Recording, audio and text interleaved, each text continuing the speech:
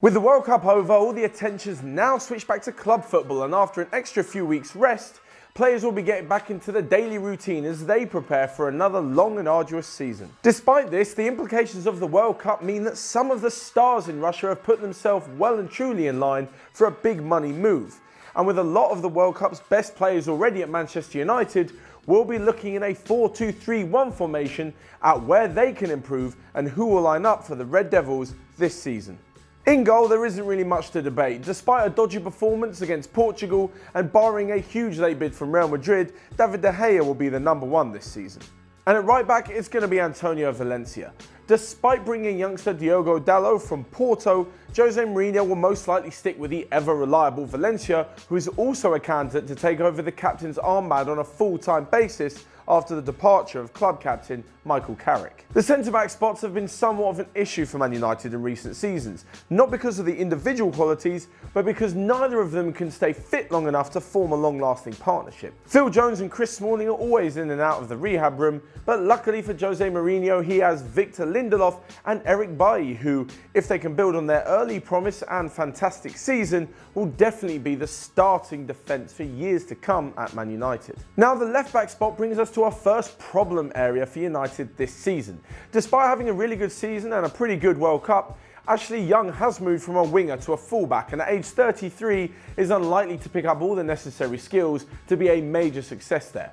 Aside from this, Matteo Darmian looks to leave the club, and Daley Blind has rejoined Ajax, which really only leaves Jose Mourinho with Luke Shaw, who, let's be honest, really isn't his favourite. So what does that mean for Jose? Well, he could be looking to sign Juventus' fullback Alex Sandro for around 40 million, or look north of the border to Celtic, where he could sign Kieran Tierney in a deal worth £25 million. To be honest, Tierney is less experienced than Sandro and 6 years younger. However, this does mean he has a lot more potential and could really grow into the role if he joins United from a young age. For me, that's got to be the way forward. Moving into the midfield three, and we start with the first of Manchester United's summer signings in Brazilian Fred.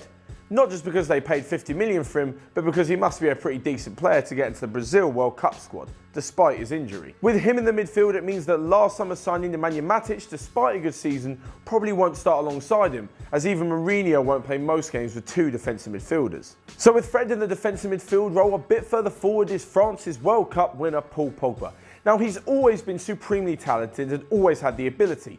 And with last season's fight with Jose Mourinho out the way, Pogba looks to be a more mature, well-rounded player who can definitely dictate the tempo of the play from midfield better than Ander Herrera can. Herrera's not a bad player, but he's definitely not on Pogba's level.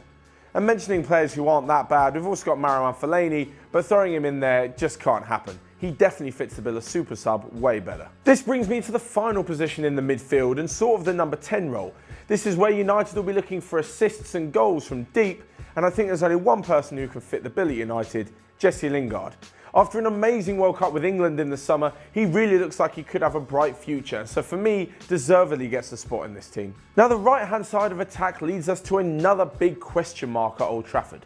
Despite just signing in January, Alexis Sanchez really didn't hit the ground running, many of him calling a mercenary after he originally had wanted to go to Manchester City. Juan Mata also isn't the answer with just 3 league goals and doesn't really look fit in Jose Mourinho's team. So where does the answer lie? Well, it could lie at Mourinho's former club Chelsea, in the form of speedy, lightning quick, brilliantly footed Willian. The injection of pace and skill would be brilliant for United on the right-hand side and would balance out another superstar signing on the left, who we'll get to in a minute. Alongside this, Willian could be tempted to work with former boss Mourinho and join up with Brazilian teammate Fred, even despite interest from Barcelona. And on the left side, we come to a huge mega money signing and the unfortunate tale of 2 strikers who just can't cut it at Man United. Now, it's not down to their ability. Anthony Martial and Marcus Rashford both have great speed, great feet and a real keen eye for goal.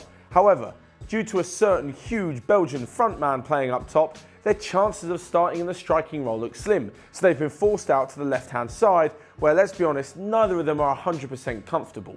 This is not only damaging for them, but also for their countries, who may be looking to bring through new young generations. So United's big signing on the left, who would it be? Well, it can only be one person, Gareth Bale.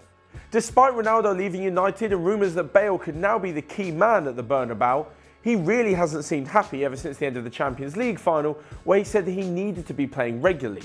If United can keep his injuries to one side, they have a hell of a player on their hands. And as they're realistically the only club who can afford his wages, this transfer doesn't look like too much of a shock. And finally up front we have the aforementioned Belgian big man, Romelu Lukaku. And if anyone tries to take his place, he'd probably walk straight back up to them and take it back.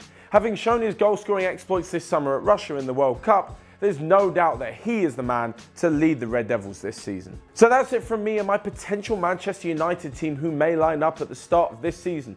What do you guys think? Are any of the transfers realistic, or am I just talking a load of nonsense again? Let me know your thoughts in the comments below, and until next time, I'll see you later.